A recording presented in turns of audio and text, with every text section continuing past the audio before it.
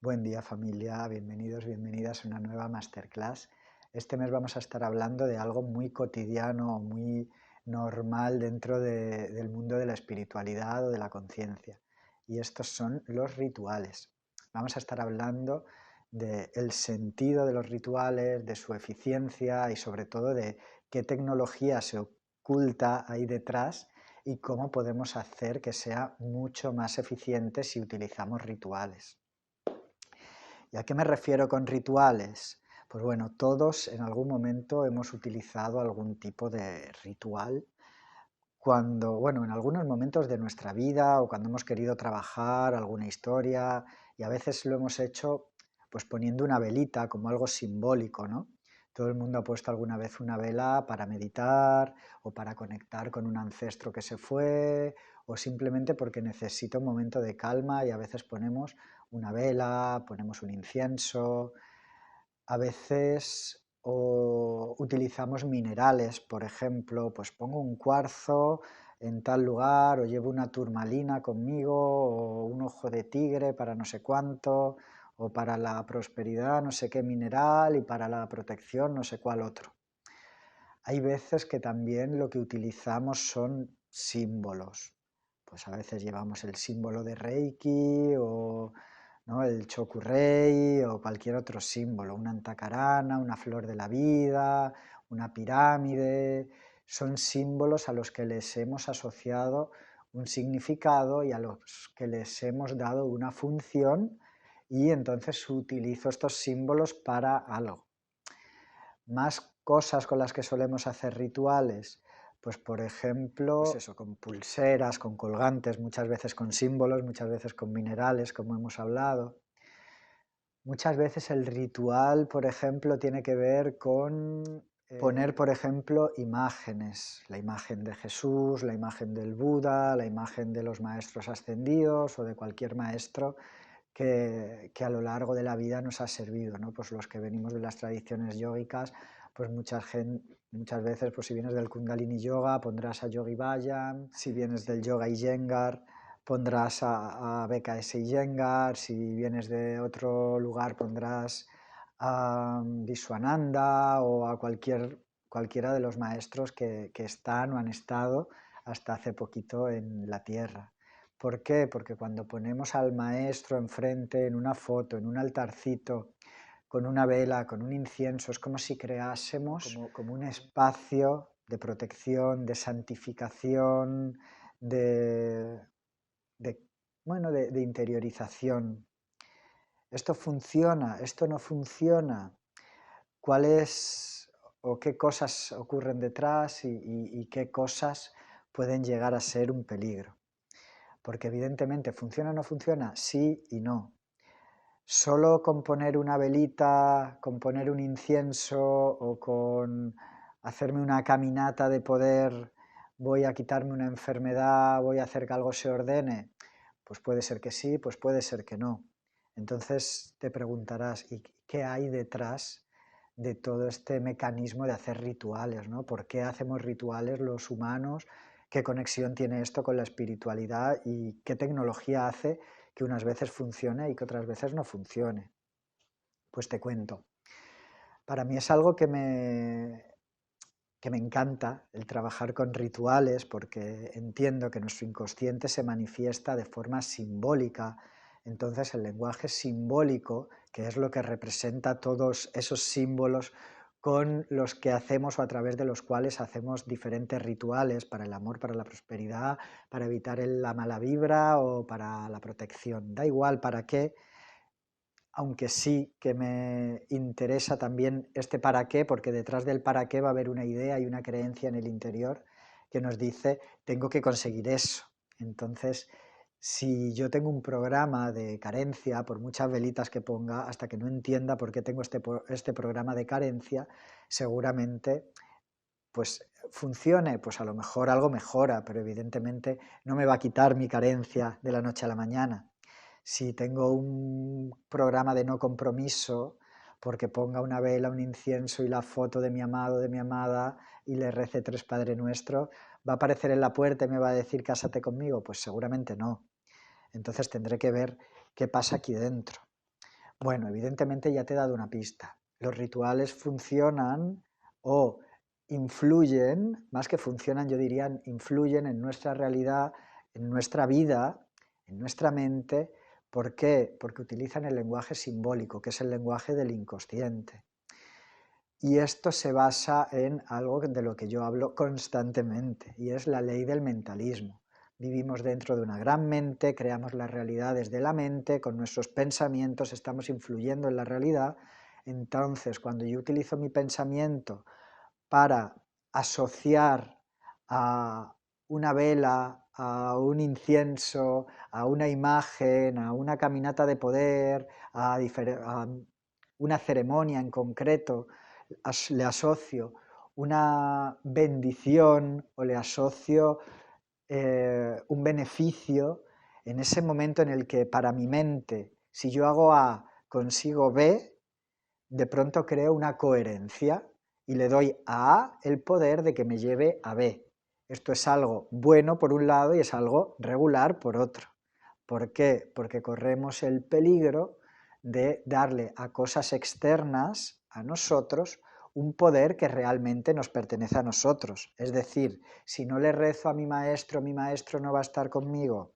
Si no enciendo mi vela o hago mi ritual, o pongo mi incienso, o llevo una camisa con este símbolo, o pongo este mineral debajo de mi camilla, o antes de mi práctica, no va a funcionar.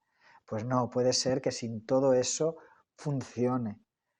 Muchas veces utilizamos eso, o a mí me gusta decir a la gente, porque a mí me encanta hacer altares, me encanta jugar con lo ritual, pero sí que sé que cuando estoy haciendo este ritual le doy otro sentido y le doy a ese ritual, a esa mesa que abro y lleno de cosas, de imágenes, de símbolos, de velas, de incienso, de lo que sea, le doy un sentido y le digo, mira, yo sé que a través de este lugar voy a conectarme y que me lo va a facilitar y me lo va a incrementar la velocidad, pero yo sé que sin esto esa conexión ya está en mí.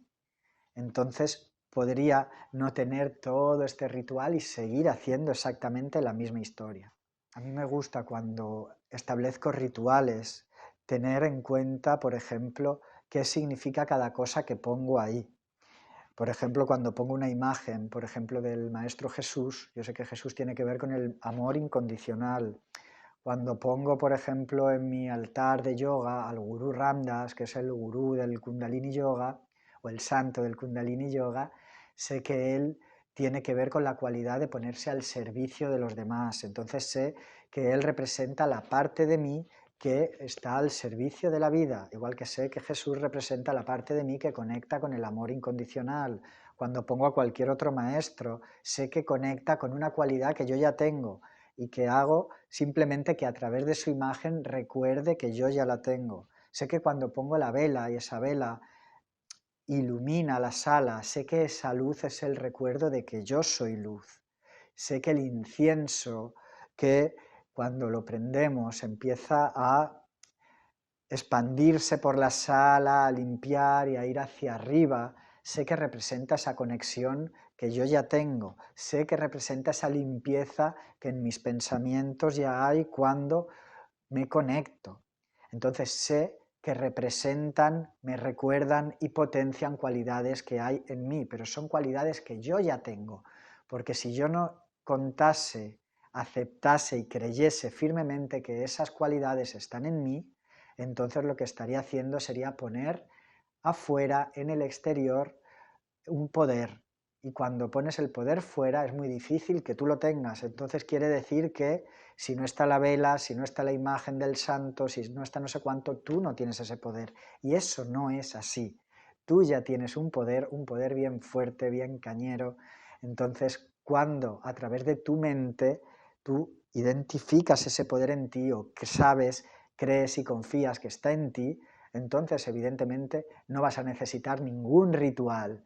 Ahora, hacemos rituales, ¿por qué? Porque en la ley del mentalismo nos dice que donde va mi atención, va mi energía. ¿Qué ocurre? Que ese momento donde yo paro el mundo del exterior y vuelvo a mi mesita de rituales, a mi altarcito, y le dedico un tiempo a, con amor, con cuidado, con cariño, con devoción, con atención, a enfocar ahí mi energía y yo le voy poniendo un sentido, le voy poniendo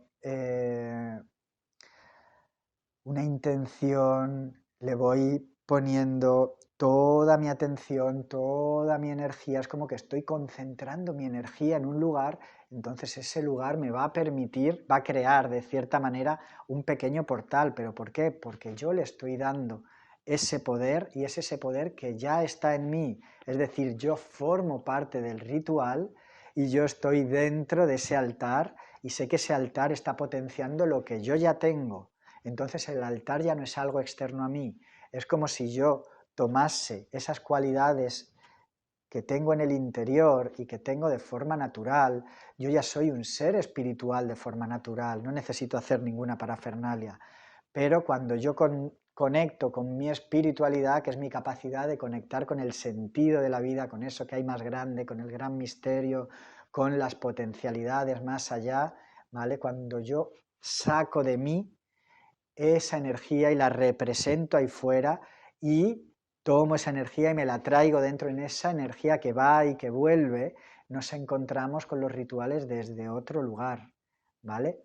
Entonces esto cambia la energía de, yo ya sé que el cuarzo no tiene o no tiene poder. Sí, evidentemente un cuarzo tiene poder. ¿Por qué? Porque por su vibración es algo que potencia la energía. Sé que una vela que representa el elemento fuego, el fuego tiene poder por sí mismo, sí tiene poder por sí mismo. Sé que cuando pongo un símbolo suele tener una geometría y esa geometría vibra. Si es una geometría armónica, lo que me va a estar recordando es la armonía que hay en mi interior.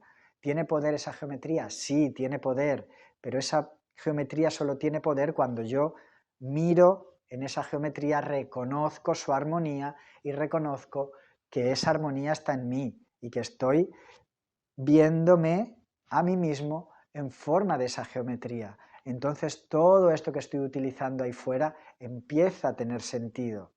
¿Una caminata de poder tiene sentido o no tiene sentido? Bueno, tiene sentido en función de la actitud desde donde yo lo haga. ¿Y qué ocurre? Que en ese momento donde yo estoy haciendo una caminata, ¿por qué a veces alguien se sana después de hacer una caminata de poder?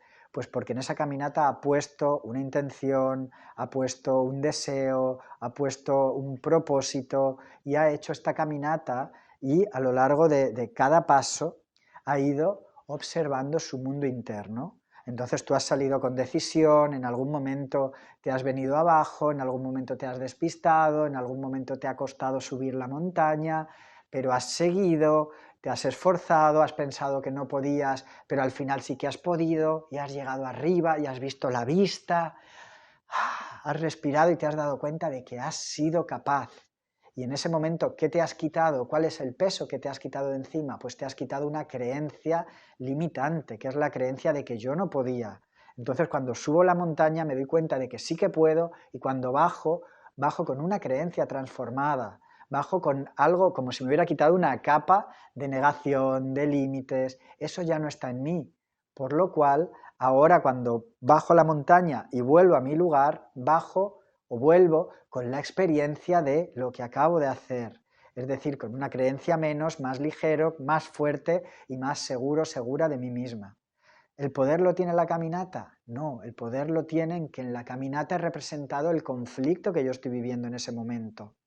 Seguramente tan dura haya sido la caminata que haya elegido o en lo que se haya convertido la caminata, como duro es el conflicto que yo tengo. Si yo digo voy a caminar para cambiar la relación que tengo con mi madre, o voy a caminar para conectarme con Dios, o voy a caminar para sanar esta enfermedad, seguramente que mi caminata de poder pasen cosas distintas. A lo mejor en una llueve, en otra hay aire, en otra hace un sol abrasador, a lo mejor en una es plana pero muy larga, a lo mejor en otra es corta pero muy alta, y seguramente eso que ocurre ahí fuera representa nuestro mundo interno, nuestro conflicto, el propósito que le hemos puesto a esa caminata. Puede ser que si yo no le pongo ese propósito de quiero sanar esta enfermedad, quiero sanar la relación con mi madre o quiero trabajar este tema, y yo salgo a caminar por darme un paseo y hago esa caminata sin ningún tipo de propósito o de intención, seguramente no ocurra nada más que voy a pasar un buen rato. De la misma manera, si yo en lugar de montar un altar lo que tengo es una vela porque me parece decorativa y no le doy ningún propósito, ¿esa vela tiene o no tiene energía? Pues seguramente no esté representando nada porque no hay nada mío que está poniendo ahí una intención. De la misma manera, yo puedo tener un cuadro de la flor de la vida simplemente porque me gusta, pero sin saber ni qué geometría, ni qué energía está moviendo, ni que eso representa el sentido de la creación. Entonces no va a pasar más que, da igual que ponga un póster de la flor de la vida o un póster con la cara de Chaplin, por ejemplo, da igual, ¿no? O de algún actor o actriz famosa o de mi cantante favorito. Si yo no le doy una intención a mi ritual, si yo no le doy un propósito de decir, muéstrame, represéntame y actívame cosas que yo ya soy, que yo ya tengo, que están en mí, hazme de recuerdo y dame el espacio y el tiempo en el que yo concentro mi energía y creo este ritual, porque al final, cuando estoy creando un ritual, ¿qué estoy haciendo? Estoy meditando. Yo puedo meditar en el silencio, yo puedo meditar en un mantra, yo puedo meditar en una visualización, yo puedo meditar en movimiento, en una práctica, pero también puedo meditar enfocando mi atención, que es lo que la meditación es, ¿no? El llevar toda tu atención a un lugar y permanecer en ese lugar, da igual que sea tu respiración o da igual que sea tu altar, y que en tu altar tú comiences a darle un sentido, a darle un significado, a darle una utilidad, un propósito. Entonces ese propósito que tú le das y que se lo das sabiendo que está en ti, entonces ese recurso empieza a salir. Ok, ¿por qué? Porque cuando nosotros llevamos nuestra atención y nuestra energía a un sitio, cuando enfocamos nuestra atención y nuestra energía en una luz, en un símbolo, en lo que sea, estamos creando una forma pensamiento o un, como se llama comúnmente, un egregor. Es decir, tus pensamientos no son gratis y no se pierden en el infinito. Tus pensamientos toman una forma, ¿vale? Por eso cuando yo creo que no puedo, que no sé, que no valgo, ¿qué forma tienen? La de un límite aquí arriba. Cuando yo creo que puedo, que sé, que quiero, que merezco, ¡fum!, mis pensamientos se abren para que baje la energía del universo, para que me traiga una situación ahí enfrente y yo pueda vivir todo aquello que yo soy. Entonces, es muy importante que si yo sé que mis pensamientos van a algún sitio, voy a concentrar mi energía y voy a crear una forma pensamiento, un egregor que es un acelerador de realidades, porque aquello que yo pienso va a empezar a tomar forma, aquello que yo deseo, que yo creo, que yo siento, va a empezar a tomar formas. Por lo cual, cuando estamos haciendo rituales, estamos creando en el exterior una puerta, estamos creando una forma, una materialización de nuestra propia energía, una materialización de nuestro propio pensamiento. Y cuando esa energía empieza a tener, digamos, suficiente potencia, entonces se puede materializar. Y bueno, de ahí muchas veces ocurren los milagros cuando materializamos cosas, ¿no? Cuando hay un colapso de onda, cuando mi pensamiento, que son ondas, llega un momento que colapsan y se crea una materialización, ¿no? Toma forma real, se materializa en este plano de 3 dimensiones. Por lo cual, ¿sirven, volvemos una y otra vez, sirven los rituales? Sí, los rituales sirven siempre que tú creas, tú sientas que eso que estás pidiendo, ese propósito, es real, esa energía está en ti y eres merecedora o merecedor. Porque si tú no crees que eres merecedor de la energía que le estás pidiendo al ritual, si tú crees que no es posible que se materialice y si tú crees que eso no está en ti, que eso está fuera de ti, entonces es muy difícil.